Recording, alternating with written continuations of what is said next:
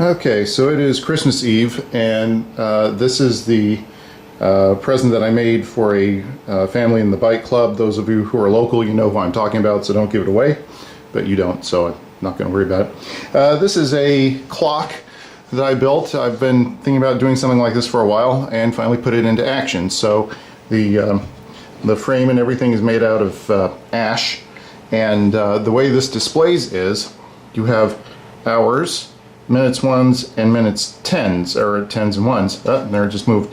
So the time right now is 7:34. It's obviously a 12-hour clock, not 24 hours. And it'll go through and it'll cycle through each one and display the time that way. And there is actually a clock motor in back which is keeping the time, and in order to set it, you reach over here behind it and you turn it to set mode, and it will start advancing like that, and you just get it, you just stop it at the point where you want it, and I've just messed it up now, but that's okay. So you just stop it like, and there the time is reading 8:43, for example. And then around back here,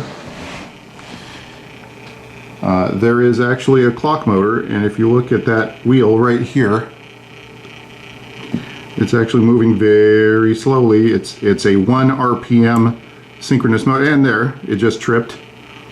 That screw head is actually holds the wheel onto the shaft of the motor and serves as a point for the switch, which is right here, to make it work. And then over here you have a bunch of circuitry and stuff that I built. Doesn't look too neat, but it works.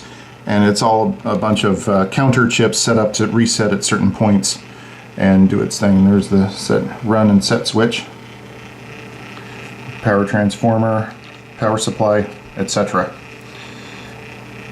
These chips over here handle the setting mode as well as the actual counting, but when it's actually used to tell the time for real, this clock motor is what actually does the work. So anyway, I consider this to be the prototype, and there just moved on to 8:45. I'm going to build a more elaborate version with more woodwork and white LEDs at some point. This is plexiglass with a printable label over the top of it, and I sprayed matte finish, wood finish on it to diffuse it. So what you're seeing behind there is actually another piece of plywood, but it's kind of milky looking, and that helps the dots look more kind of like a glow rather than just a hard circle on there.